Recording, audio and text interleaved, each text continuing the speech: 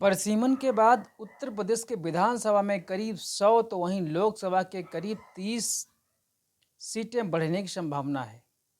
2025 में प्रस्तावित जनगणना के बाद उत्तर प्रदेश की आबादी 25 करोड़ से ज़्यादा होने की संभावना है, तो वहीं 80 लोकसभा क्षेत्र वाले उत्तर प्रदेश की स्थिति भी बदल सकती है। जनगणना और परिसीमन के बाद उत्तर प्रदेश का बंटवारा कर दो तो 3 अलग राज्य बनाने की मांग हो सकती है। यदि ऐसा नहीं हुआ तो लोकसभा में 30 सीटों के बढ़ने का अनुमान है, जिसके बाद उत्तर प्रदेश पहले से भी ज़्यादा मजबूत स्थिति में होगा। यानी वो 110 लोकसभा सीटों वाला देश का पहला राज्य बन जाएगा। इसके बाद केंद्र में उत्तर प्रदेश का दबदबा हो सकता है और इसे बिल्कुल स्वीकार करना भी नहीं चाहेंगे। परिसीमन के बाद उत्तर प्रदेश से अलग होकर 3 राज्य बनाने की प्रबल संभावना है। यदि ऐसा नहीं होता है तो उत्तर प्रदेश की तस्वीर राजनीतिक नक्शे पर सबसे मजबूत होगी और अन्य राज्यों के सत्ताधारी दल ये बिल्कुल भी नहीं होना देना चाहेंगे। परिसीमन के बाद उत्तर प्रदेश के विधानसभा में करीब 100 तो वहीं लोकसभा में करीब 30 सीटें बढ़ने की संभावना है। यानी इसके बाद प्रदेश 503 विधानसभा और 110 लोकसभा वाला सबसे बड़ा राज्य बन जाएगा। इतना ही नहीं, उत्तर प्रदेश का जो मुख्यमंत्री का कद होगा वह देश के प्रधानमंत्री से कम नहीं होगा। इस परिस्थिति में राज्यसभा के सदस्यों की संख्या भी बढ़ जाएगी। उत्तर प्रदेश केंद्र की सरकार पर दबाव बनाने में भी सफल हो सकता है। ऐसे में उस दौरान उत्तर प्रदेश का मुख्यमंत्री जो होगा वो प्रधानमंत्री से कमज़ोर नहीं आंका जाएगा।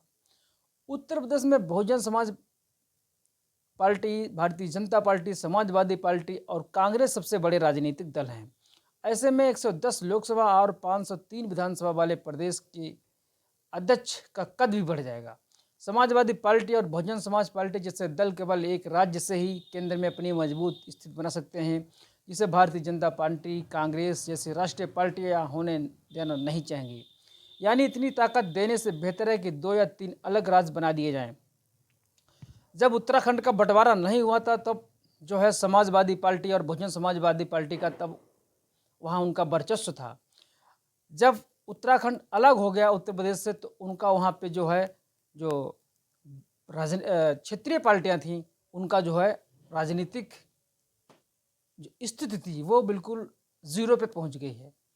तो कोई भी क्षेत्रीय जो पार्टियां हैं, समाजवादी पार्टी है, बहुजन समाज पार्टी है और छोटे मोटे जातिगत जो दल हैं वो नहीं चाहेंगे कि उत्तर प्रदेश का बंटवारा हो।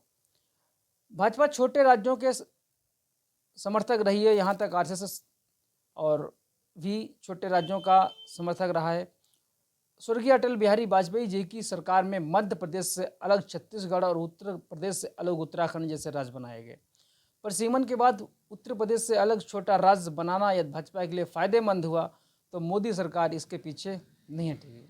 भाजपा नेता और मंत्री रह चुके संजीव बालियान और उमा भारती तो बुंदेलखंड और पश्चिमी यूपी को अलग राज्य बनाने की मांग पहले भी कर चुके हैं। तो वहीं रक्षा मंत्री राजनाथ सिंह ने यूपी के बंटवारे को गैर जरूरी बताया और जनसंख्या को जो एक है प्रदेश की उसका लाभ बताया। यूपी के बंटवारे के लिए केंद्र सरकार को विधानसभा से अलग प्रस्ताव की आवश्यकता नहीं है, क्योंकि 2011 में मायावती सरकार ने इसको पहले ही प्रस्ताव केंद्र में भेज चुके थे।